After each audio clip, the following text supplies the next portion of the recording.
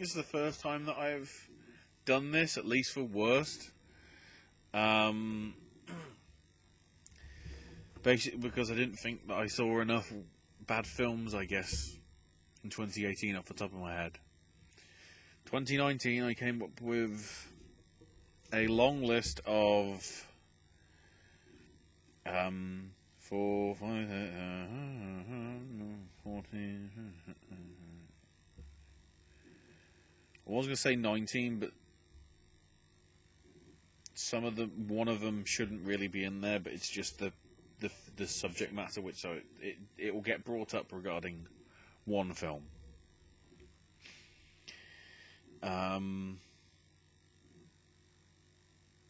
So yeah, there's at least a dozen.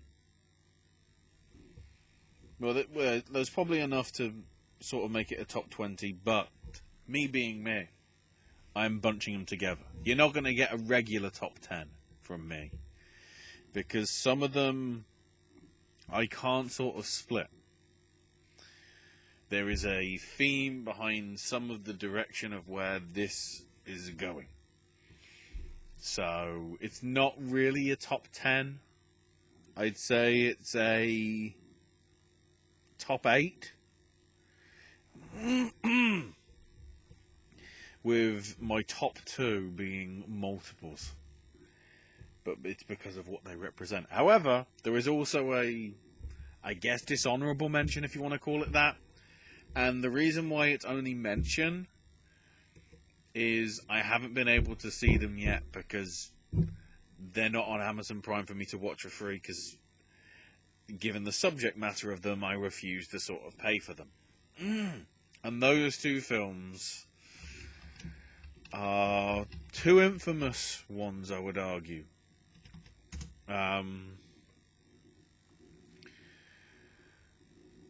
One of which has been out and is in the Razzies long list, and the other of which only just came out right at the turn of the year,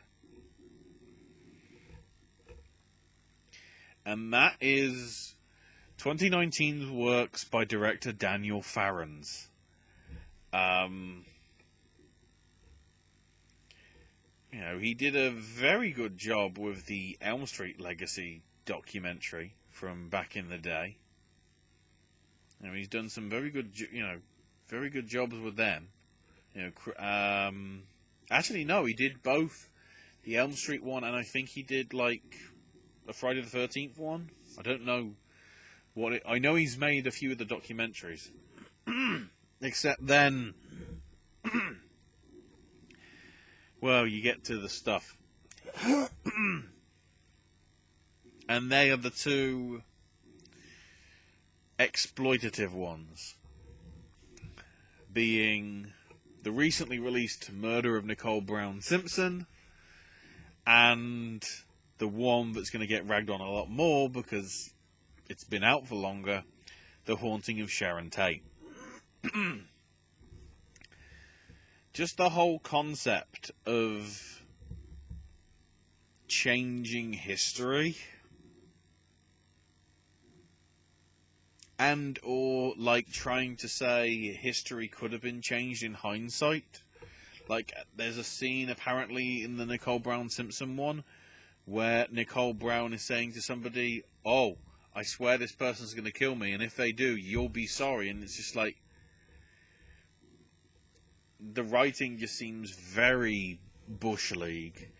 And then, certainly with the concept of Haunting of Sharon Tate, you know, there's plenty of other very good... certainly Ralph the Movie Maker's analysis of it really sort of is a telling piece, I would say, about how much of a mess it sort of is in technical aspects, not just in the actual just concept of the film. We don't need to see any more from him. He's probably making more films. I'm trying to work out who's going to try and exploit next. Given the current sort of how he wants to get on popular trains, I wouldn't be surprised if he tried to do something involving Jeffrey Epstein within 2 years. If that happens, I warned you. I warned you, everybody. So, the top 10. And I'm going to start partly controversially. Because my number 10 is Once Upon a Time in Hollywood. Now, hold on. Get your pitchforks away. Hold on. I did not finish. I am talking about the re-edited version.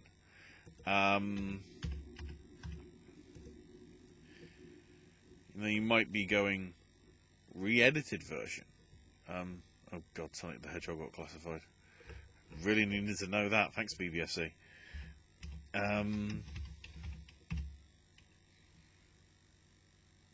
So yeah, Once Upon a Time in Hollywood. Probably, off the top of my head, is going to be featuring in the top 10. It may not, but it will certainly be an honourable mention, because it is Quentin Tarantino, sort of his love letter to Hollywood of the late 60s, early 70s, and, that sort of bygone era sort of thing. And, when I saw it, when it came out, August time, it was a really sort of nice, fun film. I don't think it's as strong as some of his other work, and the only reason it got the 18 certificate, arguably, was when the violence went up to 11 in the final scene at Rick Dalton's house. And yes, it sort of changed history to some extent, a little similar to Haunting of Sharon Tate, but I think Sharon Tate was a bystander in this view that he wanted to do, and clearly, it got approved of by her estate as being, yes, we are happy with this. Haunting of Sharon Tate, I think less so, got approved by the estate. But a few months later, in November, I suddenly noticed on the BBFC classification, Once Upon a Time in Hollywood, re-edited version. And I'm like, there was always a rumour of, a director's cut style version coming out. And the actual ratings info said, quote, "This is an extended version of the film." So I'm going, oh, so I'm guessing that means that we're going to have sort of deleted scenes, if you will, added in to make it a sort of, maybe not the definitive experience, but that sort of thing. What I received, because I was the only one in the screen, which was nice, getting a sort of private screening of Once Upon a Time in Hollywood. Stress that, for sure. What I got in the re-edited version was a couple of deleted scenes stuck on the start of the film, one of which did actually show James Marsden, I think it is, from Anchorman and Sonic the Hedgehog, coming up as Burt Reynolds for one of the adverts and whatever. But after every single one, it said copyright 2019, Tarantino's production company for the film, and it's just am I watching DVD extras as part of this film? And then they showed another one, which I think was a mock commercial style thing. And then the film started, and I'm like, right, let's see how we're going. Halfway through, I haven't seen any new material yet. Where else is the new material? And it just keeps going and going and gets to the end, and I'm like, well, I know the runtime is supposed to be 170-something minutes. And it's only about 160-something. So there's clearly more. And then there's 2 more deleted scenes just stuck at the end, or alternate versions of scenes. And then in sort of an anticlimax, the lights come up, and that's it. It's just like, so I'm not saying that the film is bad, but the concept of this re-edited version is a waste of time. And yes, that is my take on that matter, because jeez.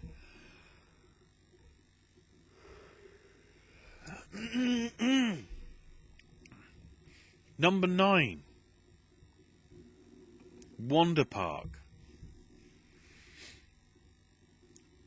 The film that was so complicated that got no director because of Dylan Brown, who, if you go to the Wikipedia, it says he directed it, but because of allegations of inappropriate and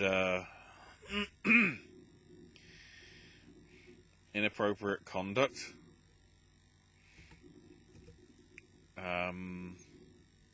was basically fired near the end of production, and because legally they couldn't get a new director on, they just chose not to declare who the director was.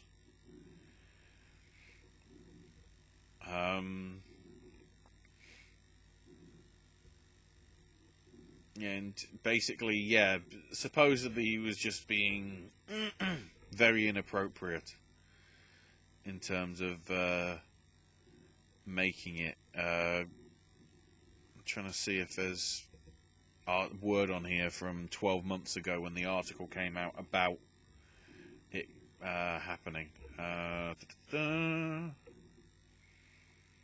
Inappropriate and unwanted conduct. Alleged conduct involved touching and caressing. So, we're already starting off on a bad track with that. The other issue is arguably having multiple voice casts for the thing. Now, we see it quite often. Certainly, most recently, Spies in Disguise. One of the random agents was voiced by Ollie Murs, who over here is like big. People wouldn't have known it if they left right at the end of the credits, which is the most of a cinema, which is always good. It probably just about wiped its face in terms of budget, but Tom Baker as Boomer the Bear sort of makes sense. But in terms of like the lines he was supposed to say, it sort of doesn't.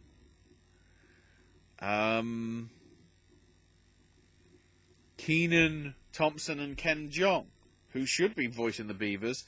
No, over here we get Joe Sugg and Casper Lee, who I don't give a damn about.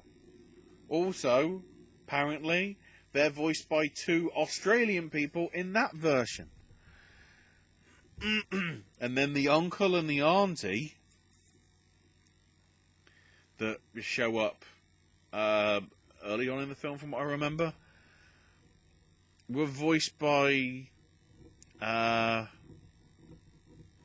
couple of daytime TV hosts. And it sort of doesn't go anywhere, and it's got some weird sub-story about cancer. As if to say, you know,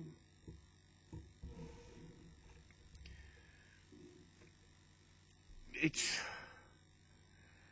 a weird interpretation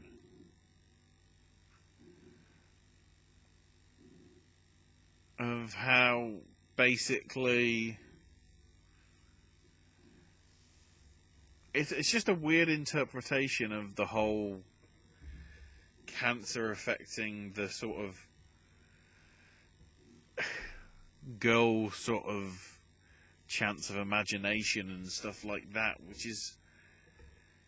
It's a ballsy story, but sticking it in an animated film of this nature doesn't really work, I argue. It's a nonsensical sort of mess, really. The fact that it was originally supposed to be... It's brilliant. So, January 2017, it moved from 2019 to 2018. And then moved to 2018 from July to August. And then, within that year, it then got moved again to March 2019.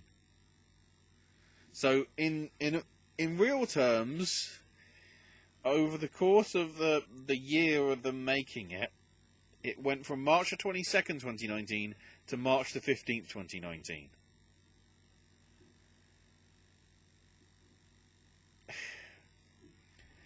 Yeah, we saw films like... oh, what the hell is it called? Annihilation, coming from Paramount. And the Cloverfield Paradox, coming out on Netflix, because Paramount didn't have faith in them doing well at the box office. Why wasn't this part of it? Because it was a big old mess. I'd have thought Nickelodeon would have known better. Because when you look at the other sort of Nickelodeon films, I mean, okay, Monster Trucks, but the SpongeBob sequel was pretty good.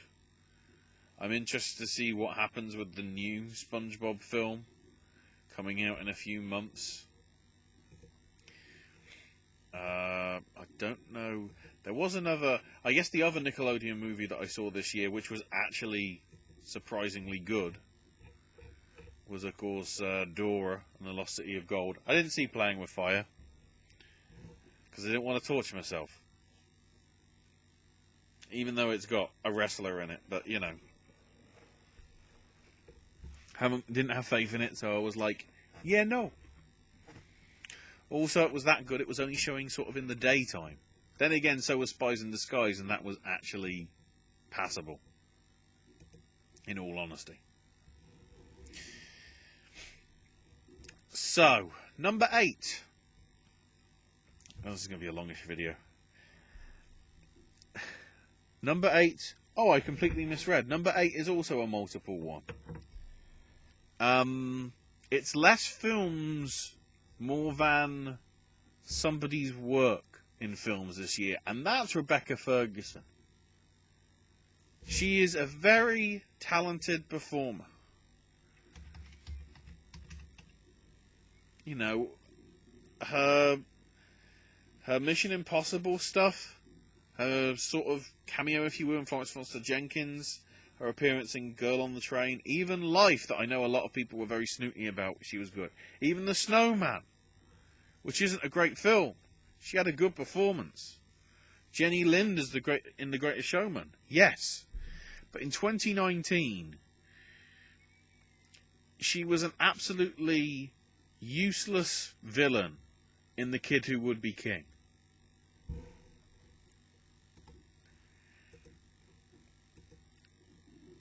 Which was a very sort of weird update of like King Arthur and whatever. You know, I appreciate the film, but it's just when you're lacking a suitable sort of villain in Morgana, it's just, why should I care? Case in point as well, Men in Black International, where she played Reza Stavros, who admittedly wasn't the villain. She was just sort of an accomplice. But it seemed just like a cameo role just for the sake of having a cameo role. By just sticking her in there. You know, I didn't feel like I cared anything about her, really, in that sort of role. You know, don't get me wrong, Men in Black International isn't great either. But there's a little sort of bit of charm to it, even though it's entirely forgettable. And then we get to Doctor Sleep. Both of these films all three of these films are okay to average, but they could have been so much better had they cast Rebecca as somebody else, or just a better performance from her. I don't know, you know. Rose the Hat just seemed like, admittedly having not read the books, it just seemed like a very generic villain. And that film itself sort of suffered a little from trying to be its own thing, but also trying to be a sequel to Kubrick, but also trying to be a sequel to Stephen King's book. It was trying to be too many things at once, and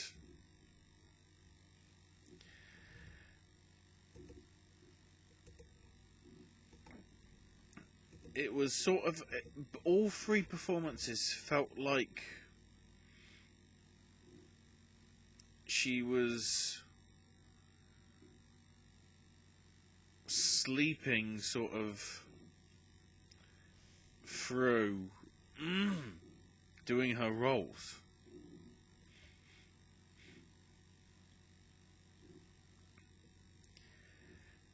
And that's a shame. I have hopes that she's going to do a better job in Denis Villeneuve's Dune this year. God, let's hope so. Or the fact that it's actually a two-part film. It's going to be split into two parts because Dune is so big. You know, maybe there'll be something good coming out of that. And then we've also got Lisa Joy's reminiscent sci-fi film, who is one of the co-creators from Westworld, so there will be a lot of potential behind that. Whether that'll be out this year or 2021, I think, is yet to be confirmed. But yes, Rebecca Ferguson's repertoire this year was really not up to scratch that I'd have hoped. And I'm hoping the fact that she's only got one film apparently coming out this year for sure, with a second possible in Reminiscence, means we get some control. Number 7. In the start of sequelitis here, which you'll see as an issue throughout the rest of this list. Glass. So much potential behind it. You know, Unbreakable. Really exceptional work. Split. Really caught me out with the twist. Which is for the first time in a while that M. Night Shyamalan did it. And then we get Glass. The potential of like what all this is, and most of it is basically nothing. And rather than sort of leaving it as potential for sort of, you know, while closing the book, but making a sort of worthwhile thing, we just have Sarah Paulson also arguably derailing her career in movies in 2019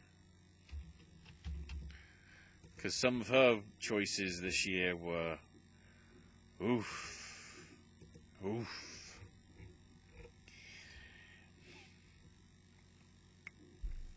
But just her as the Doctor, trying to cure the people, being, I mean, this is spoilers, but whatever. Basically trying to cover up the fact that there are superheroes, and it's not just some sort of stupid, thing. It's just, she's the villain that the film didn't really need, because you already had the villain. You had, the trailers even presented it as that. Mr. Glass as the villain, the Horde / the Beast being the sort of, I guess, henchman, if you will. And Bruce Willis is the hero. But instead, it's just some weird thing. It's like, no, these people exist. They sacrifice themselves because bloody,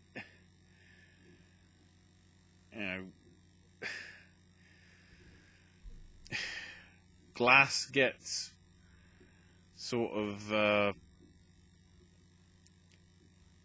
pushed down.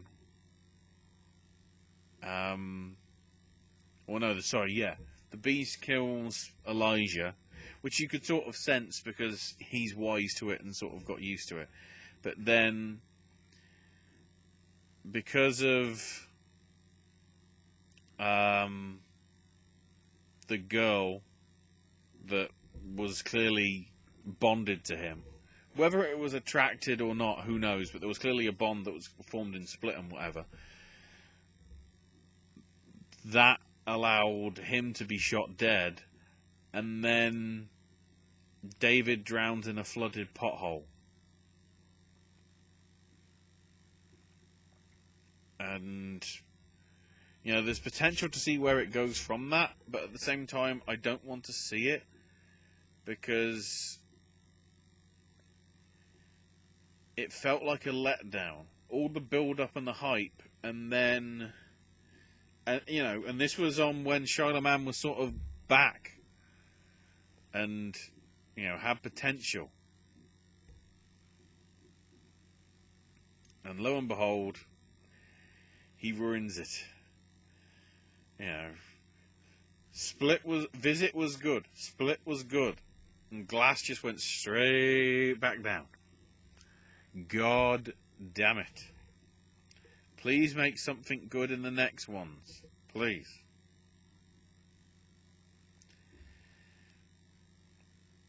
I stick with Sarah Paulson, though, as an aside mention. I completely forgot that she was in The Goldfinch. I completely forgot I saw The Goldfinch.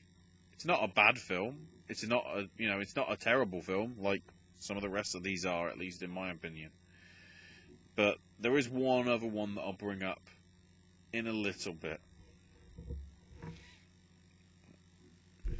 Number 6. Secret Life of Pets 2. This will probably be a somewhat short analysis of why I felt that this was not a very good film. Because that's what it was. It was sort of 3 short stories bundled together into and somehow sort of overlapping with each other to sort of make sense in terms of the narrative, whereas they probably would have worked better as separate sort of adventures from the animals in 20-minute or so chunks, like they release anyway. The amount of, Illumination mini-movies and short films that I've seen listed available online, it's a lot. The story about I can't even forget the bloody dogs' names. Secret Life of Pets 2, because I don't do preparation, everybody. Lol. I mean, I can remember it's Patton Oswalt, but I can never remember the characters. So yeah, Max and Duke, their deal about, because the kid comes and goes out to the countryside, and it's him, trying to get his confidence back or whatever, because he's nervous. He's got a nerve issue, which gets sort of fixed by doing stuff with Harrison Ford's rooster. But then at the same time, we've got Kevin Hart, Snowball, the rabbit, combining with Tiffany Haddish as Daisy the Shih Tzu in some weird thing about trying to rescue the bloody the animal, the white tiger cub named Who from the circus and whatever, which just gets involved. And then you've got the story with oh god, I've even forgotten the bloody name. Gidget and sort of Chloe, with the whole looking after Max's favourite toy, which gets involved with the cat lady and whatever. It's like 3 stories happening at the same time, which isn't strong enough to sort of make it work. It's one of the more disappointing animated films I've seen this year. Number 5, It Chapter 2. Sort of following up on Glass. It Chapter 1 was very nice and very well done. I can say that because I saw it in a double bill with Chapter 2. Because it was basically the same price for the ticket, except for seeing the other film. And I didn't mind seeing the first film again. The second one just goes very stereotypical. As in, we get a lot more jump scares than we did in the first film. And not like very well done jump scares, just very badly put together jump scares.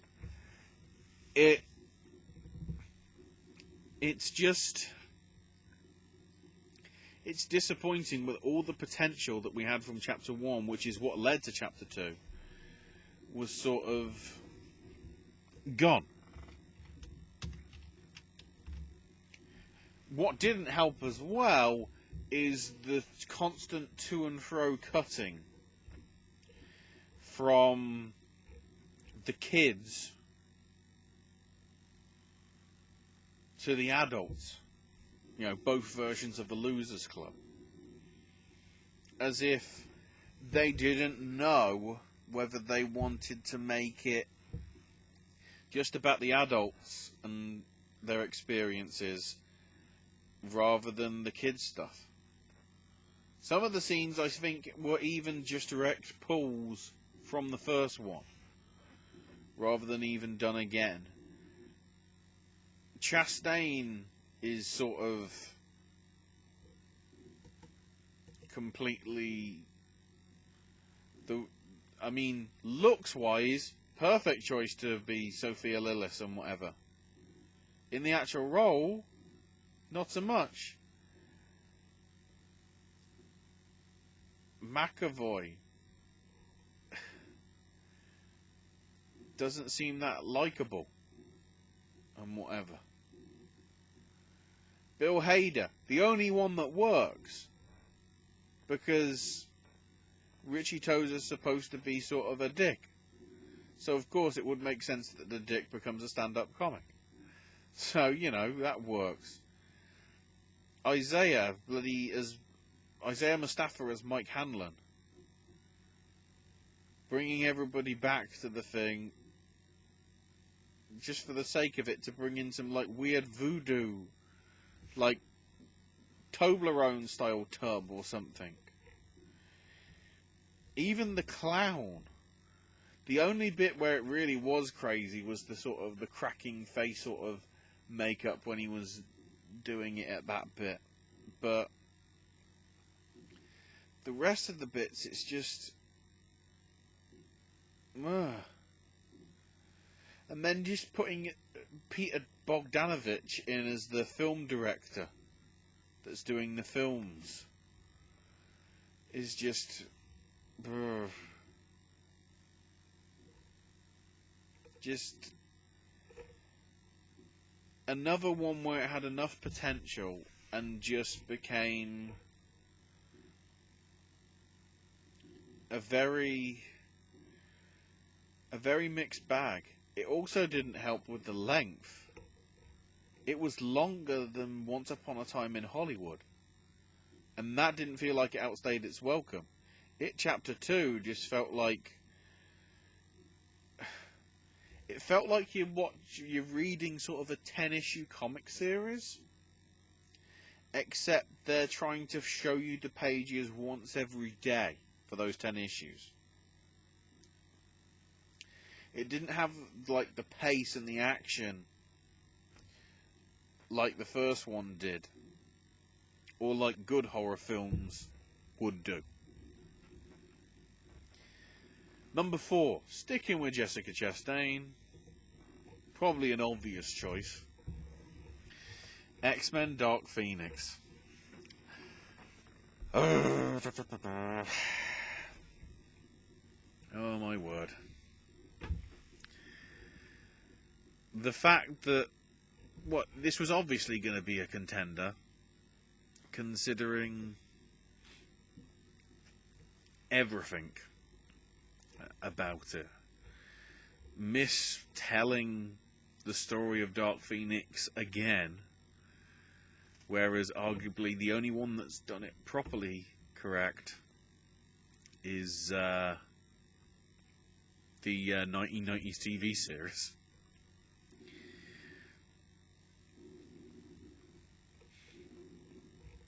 You know, the jokes and whatever that they try to do this time with Quicksilver, which doesn't work, because yes, he's using his abilities for good, but you know, he used them for good in the last film when he saved the people from the explosion and whatever. But who knows? And bloody Jessica Chastain as Vuk.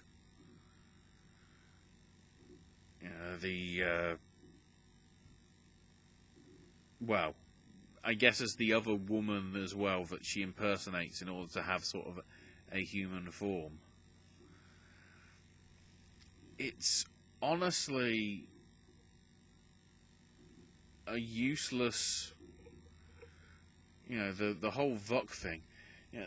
The issue that the film had even from the off is that basically the idea was it was the plot of Captain Marvel. It was supposed to be the Skrulls, basically, sort of taking over, and the X-Men were out to stop them. The problem is, because it was Disney owned now, and Disney wanted to take priority with it, they had to sort of rewrite it. The train scene and everything that comes from that is very well done. But again, even the villains in that are just like, they're like Power Rangers Putty Patrol. And it's like, am I supposed to care about their thing? It gets to the problem where if you can actually understand where the people are coming from, in terms of the vision of their villain stuff, it makes sense. It doesn't here. I've just noticed that the film was edited by Lee Smith. Did he not get a nomination for 1917 because he also edited Dark Phoenix? Because otherwise, that'd make sense. That'd make a whole lot of sense. Unlike the movie. Segue. Number 3. The Charlie's Angels sequel. Because I have to call it that now. Because it can't be a reboot. Because it turns out the actual Charlie is the original bloody angel from the one of the original angels from the first series.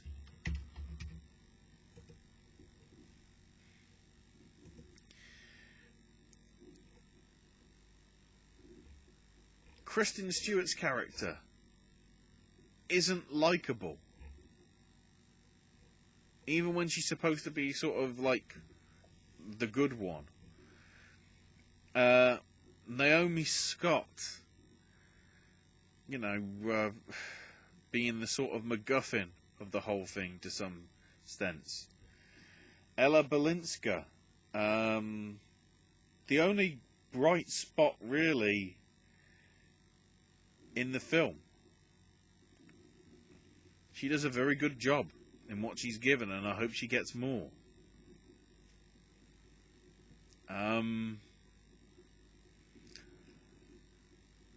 But the main issue I have here is very stereotypical writing.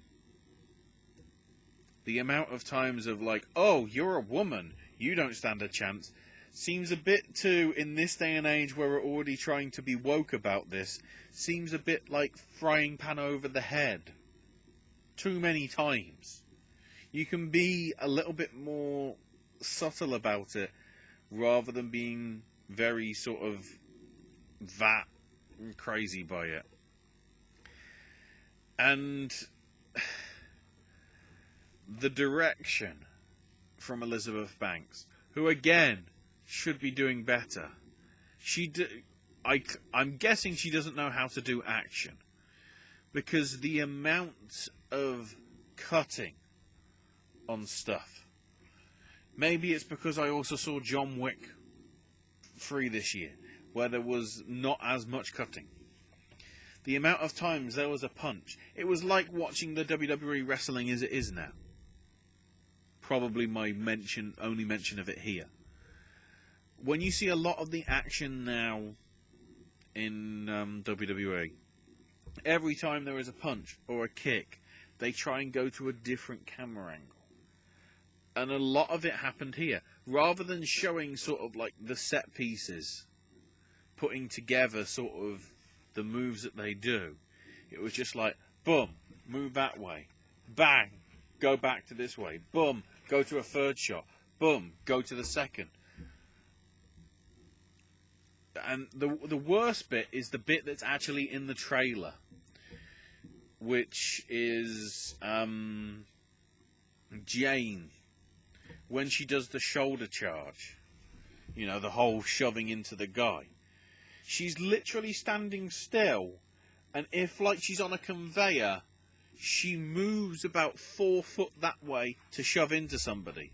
She doesn't lean as you would to try and, you know, lean to sort of move your body closer to the action to make it more impactful.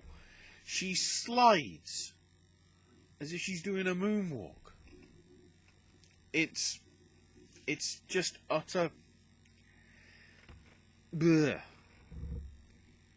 And as soon as Patrick Stewart sort of came up, it was really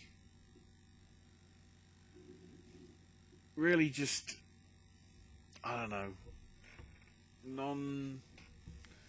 it seemed like big old signs saying, oh look, here's the baddie. The bait and switch with, oh, it's got to be Elizabeth Banks, it's got to be Elizabeth Banks, and it's just, it blatantly isn't.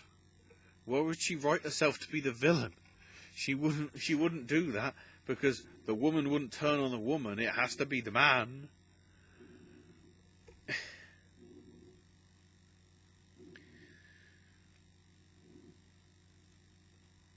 Because of, who knows.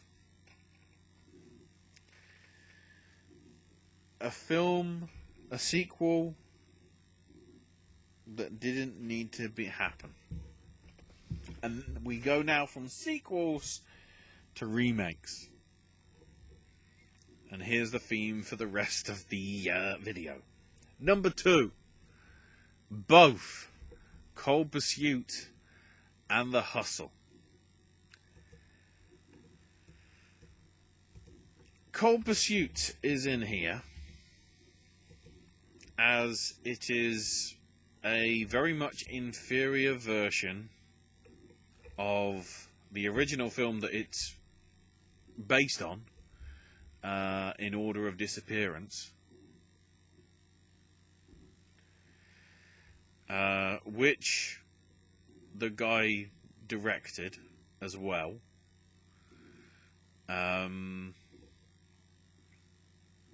So he directed this one as well. But at the same time, adapting it to sort of Colorado and having Tom Bateman as the Viking just really overacting and not seemingly like in a good way. Just doing really nonsensical, weird shit. Like, he was a loose cannon, but I was laughing. I don't know if I was supposed to be laughing at him, because that's the thing. It's labelled as an action thriller, but the original film was supposed to be sort of a black comedy action. It was supposed to be funny. Some of the jokes in this one, they just really didn't gel that well and just didn't make sense. And, you know, Liam Neeson may also be sort of a common thread here. See Men in Black from we talked about earlier. But the problem is Liam Neeson actually made good films this year. His role in Ordinary Love, I think it was eventually called. You know, he was very good in that. And he was really good in Widows from last year, from 2018. And even his role in The Commuter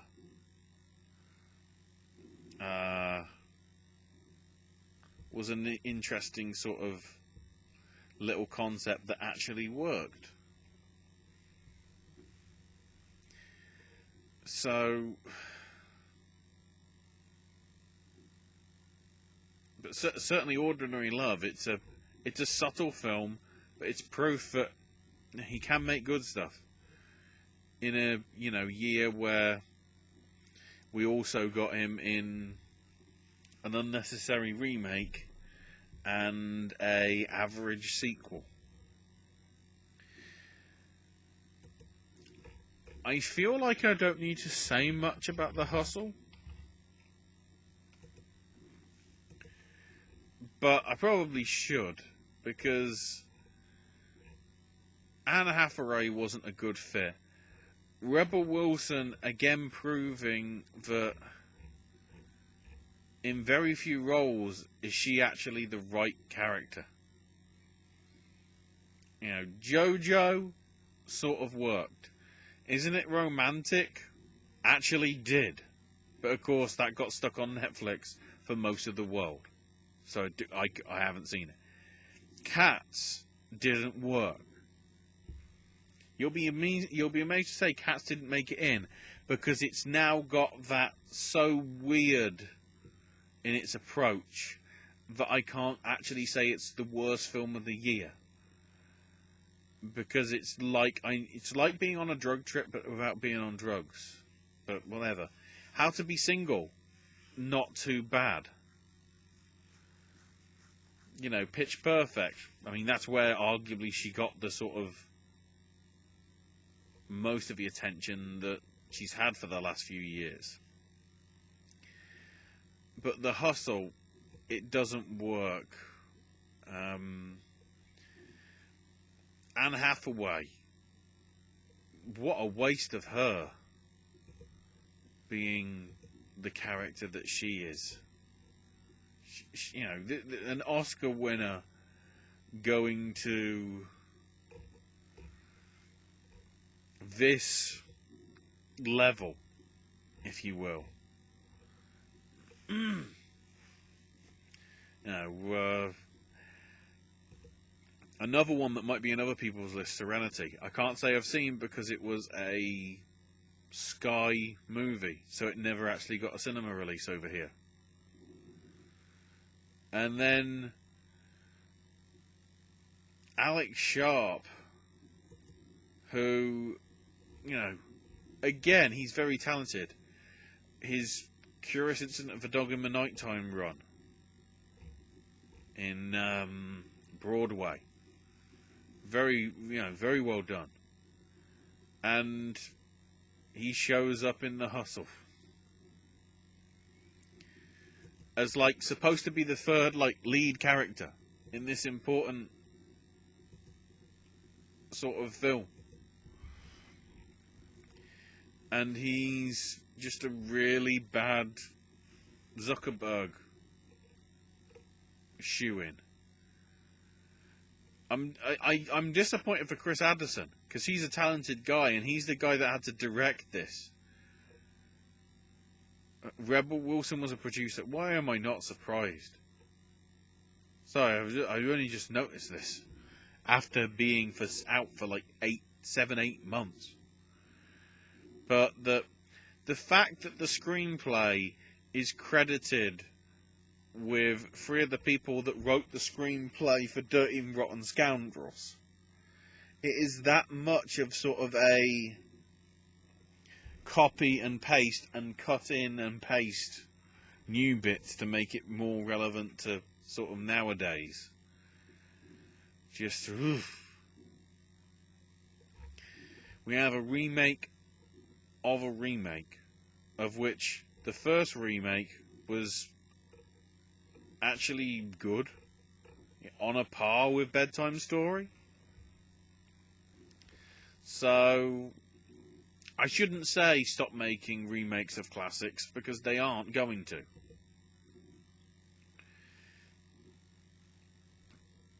But I guess, you know, we can hope. Stress the word hope. And now, 53 minutes in, the doozy. You already know what's coming if you've seen my other teasers towards it. And that is the Disney live action wing. Because, dear God, 2020 for them was... Starting off with Maleficent 2, Electric Boogaloo. Because that's a better title than Mistress of Evil. Here was the stereotype that I didn't like that happened in Abominable, which I did mention before. Abominable is a good film. The only problem is it has the stereotype of we can't have the male person as the villain, we have to have a female person as the villain. Toy Story 4 did it very well. Because, yes, she was the villain, but there was you sort of understood why she turned to villainy, because all she wanted was to be loved. And, obviously there is a female villain in sort of like something like Mary Queen of Scots. For Mary, it's obviously Elizabeth and how she sees her, and vice versa with Elizabeth seeing Mary as the enemy. Although that isn't a great film in itself, it's not atrocious enough to be on the list, but again, it's like how you can do sort of female characters being sort of villains being, well, I mean, look at, case in point, I guess, look at the way, I mean, it's not a very good comparison because it isn't this year, but look at the Dirty Rotten Scoundrels sort of reveal about how she was just as bad as the two conmen and whatever, and catching them out.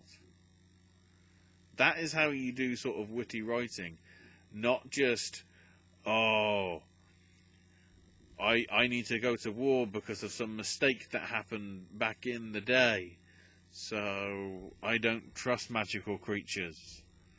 Lol, lol, lol. I will use this as, spin it to be Maleficent. Too much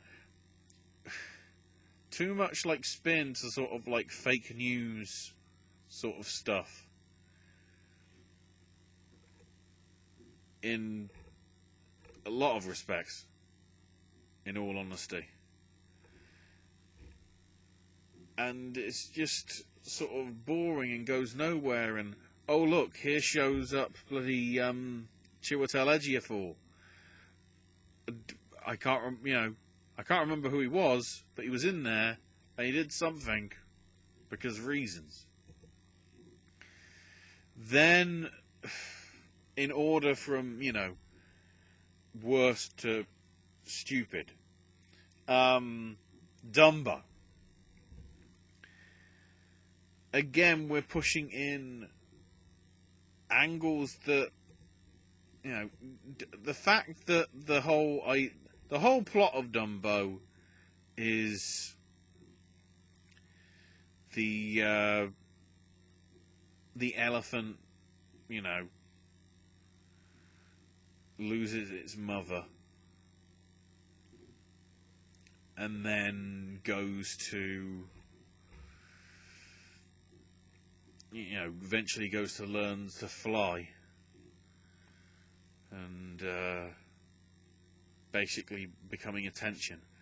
But what comes from this, of course, is Aaron Kruger and Tim Burton's vision of let's rip off Disney, or let's dig at them like Dreamland and whatever, and doing some thing, except Dumbo's mum is rescued, and it's also about a bloody girl played by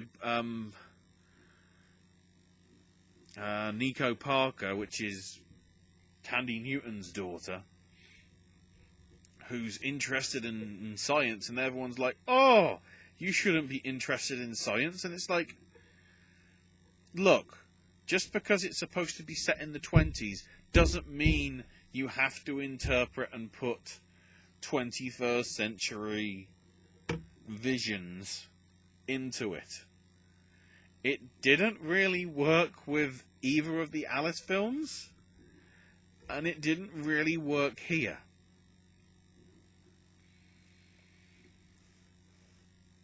And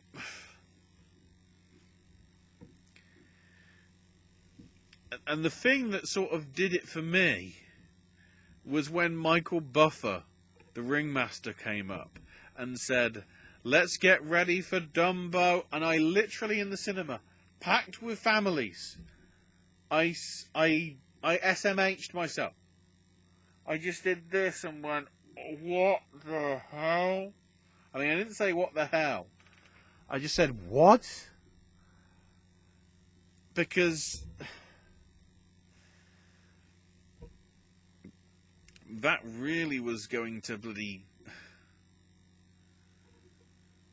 make sense and whatever. It didn't know, it's a film about Dumbo where, it's a film called Dumbo.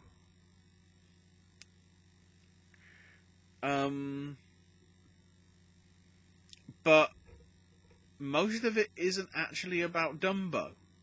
It's more about all the other characters. The circus freaks wanting to get revenge because they aren't seen as beautiful enough for Walt Disney. Sorry, not Walt Disney. V.A. Vanderveer. Even though it's blatantly supposed to be Disney.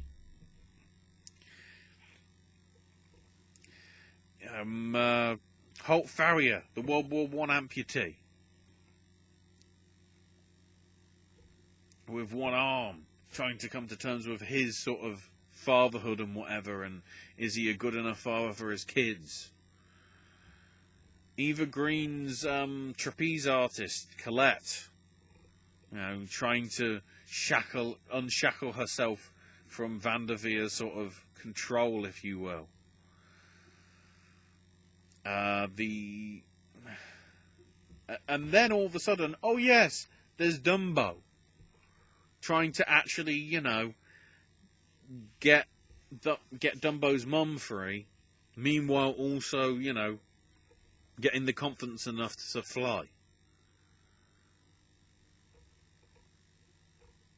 What was wrong with the original one?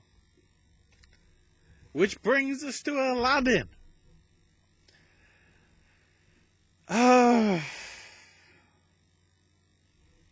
Proof that Guy Ritchie can make stupid films still.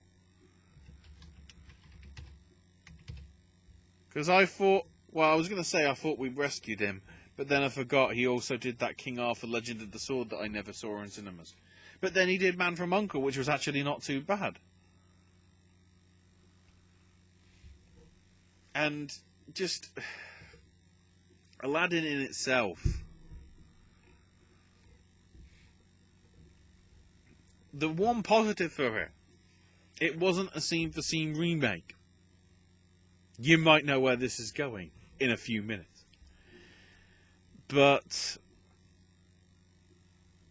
Will Smith as the genie worked, but sort of some of the stuff that they did with the CGI sort of really didn't. Maina Masood seemed like the most generic Aladdin I've seen. I didn't sort of really care about him. Naomi Scott as Princess Jasmine, one of the standout bits of the film. And then they made us sing a song. Because of course they did.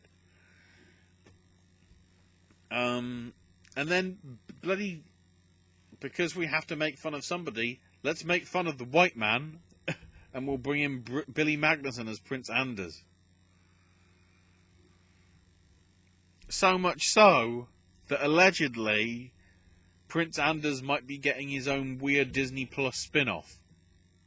They're not doing any sequels to Aladdin, even though they probably will be, because, 200 million or so budget becoming $1 billion at the box office indicates that clearly, the other two made for... I can't remember whether both were made for TV or, straight to video. Return of Jafar, I think was. Certainly the Return of the Thieves, or whatever it was called, certainly was. I don't remember whether Return of Jafar sort of fully was. But the key thing, the songs really don't gel.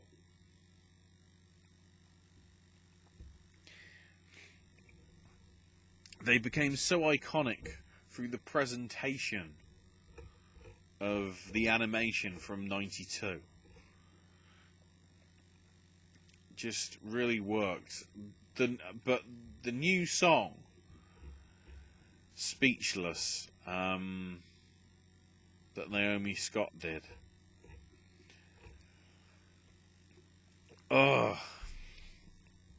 It felt too much like it was a Pasek and Paul written song. Don't get me wrong, I like what Pasek and Paul do. Case in point, the songs in The Greatest Showman are good. The songs in La La Land are very, very, very, very, very, very, very good. And obviously where they sort of made their name to some extent, Dear Evan Hansen and Christmas Story the Musical. They work. but that's because they're doing the sound. They're doing the soundtrack to those things. Because you're trying to take a different sounding song from modern day writing points and insert it into the, even at that point, even in 92, there is a lot of generic style writing of the songs in the 90s that is akin to sort of what they were doing with Cinderella in the 50s. And just, it didn't feel original enough. I like to see stuff that tries to be on the same tone, but also try and be a different presentation. Cinderella I was fine with, even though arguably it was extremely similar. But the problem is I was expecting like a lot more films to come out from them to be substantially changing from the sort of source material. I mean, looking from that point,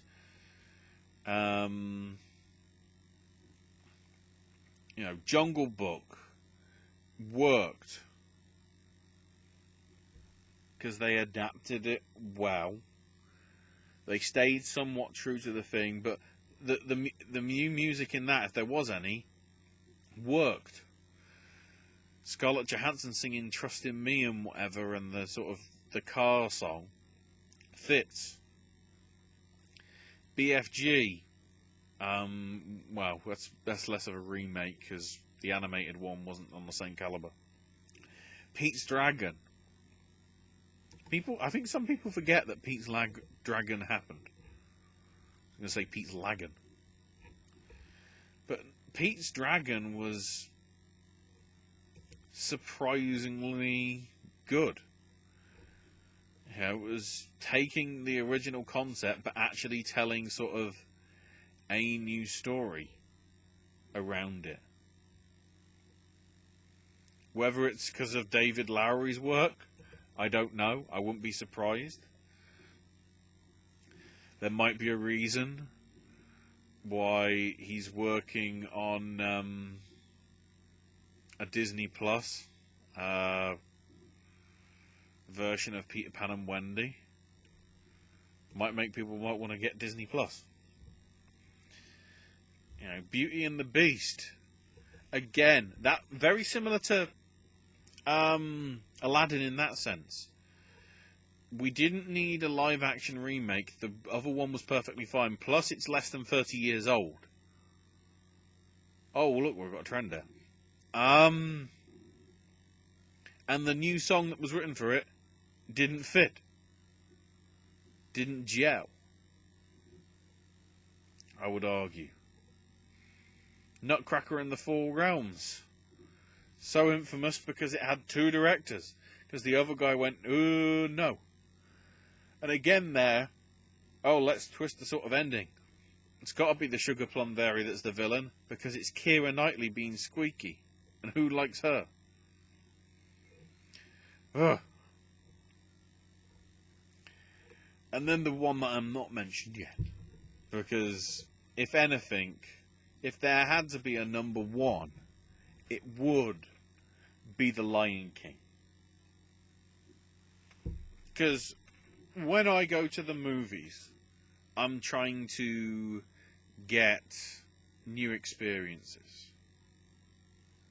New things out of it. Even if it's a remake, there's new things in, there's new things in Aladdin. I don't like them, but there's new things.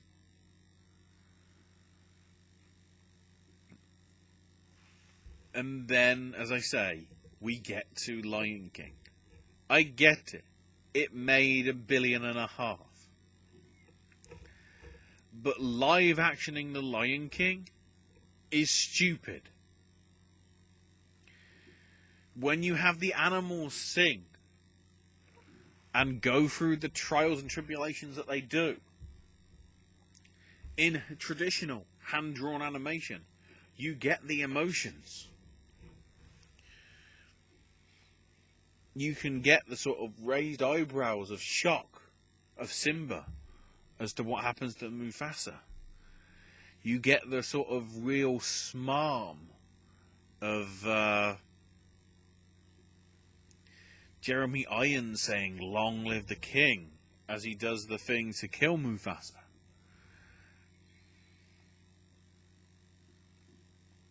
When you live action it, it's just, "I am a lion! I will roar! My mouth will move like this, as if it's a cardboard cutout. There is no emotion. No!" Well, yeah, with the bloody... With the, like... With the hyenas. They're just there, like, being there and being hyenas like they would look in normal life. Where's the sort of added sort of, like, bags as if to sort of make them even more, like, slimy as the sort of henchmen and women, if you will, to Scar? The only thing that could be seen as a positive in it is bloody Seth Rogen as Pumbaa, because his laugh just somehow works with a bloody warthog. I don't know how. It does.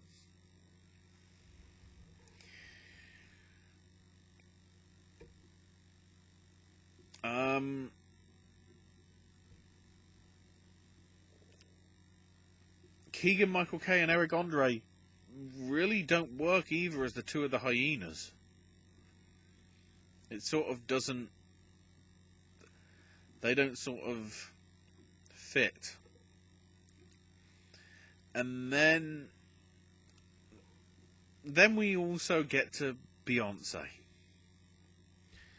I swear she was only brought into the film for star power, and so that she could get inspired, so she could do a mini album that would make her a load of money. And then, of course, Spirit, which is a song, again, which doesn't fit with anything with the film.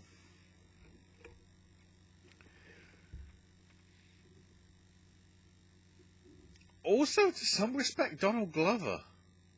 I'd have thought that would have worked, but it didn't. The young Simba and Nala, you know, Shahadi Wright Joseph, well, sorry, J.D. McCrary as young Simba and Shahadi Wright Joseph as young Nala, they work in terms of the roles, but just Beyonce... Glover to some extent does, but also just seemed like a very odd fit, having now seen it. And then Beyonce, it's like, are you just in there because you need somebody that can sing, because you've realised that this is a musical? Except, oh wait, it really isn't good.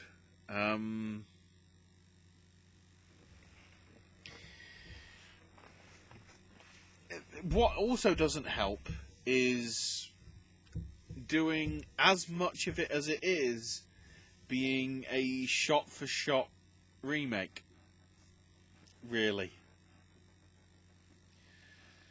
You know, that opening scene, yes, it's iconic, but try and do it, you know, try and do it differently. And I love the fact the excuse was, it can't be a scene-for-scene remake, it's 30 minutes longer. No, you just stay in the scenes longer to cover up the 30-minute gap. In all honesty, you know, the elephant graveyard and the hyena's lair, you know, he says it'll be replaced by a new location. It's sort of wasn't, to some extent. There was still a hyena's lair. It was just sort of a different representation of it, but it was still the hyena's lair.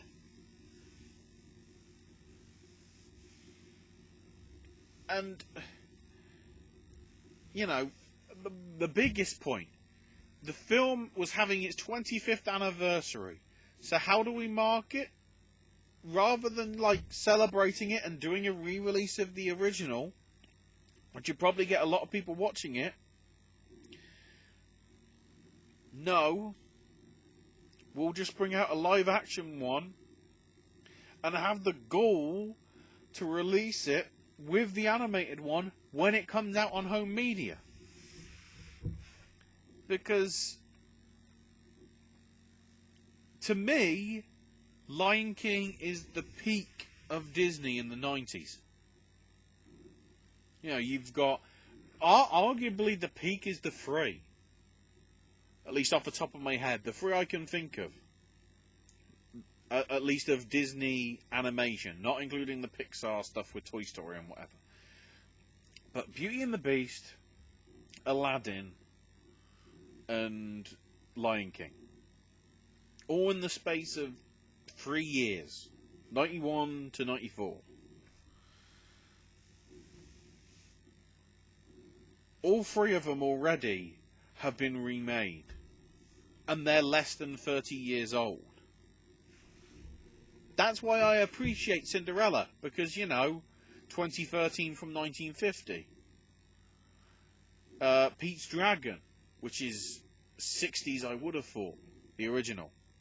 So, you know, 2016, 2017. Yes. Now we're doing the recent ones. Can't we do, you know, some of the older ones that they do? Like, I'm going to look through. I'm surprised they haven't done Snow White and the Seven Dwarfs yet. You'd have thought that would have been an obvious one that they try and do. Why can't they do something with Pinocchio? Or Bambi? You know, in this day and age, with Bambi and the sort of the hunting stuff, that could be seen as a thing. You know, Sword in the Stone.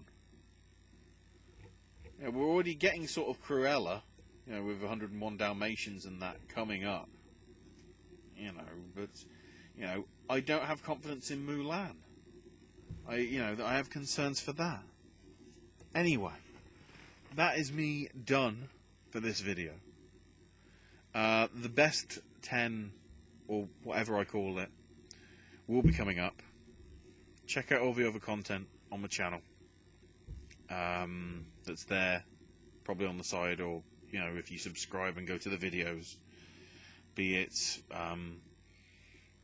Owen's Sip and Snacks, AJ's movie reviews, versus the awards content that we've been doing over the past few weeks and for the upcoming few weeks, my snack stashes and gaming sort of content, all here, there, everywhere. Oh look, I'm stealing lines from Beatles songs. Right, see you on the next video, everybody.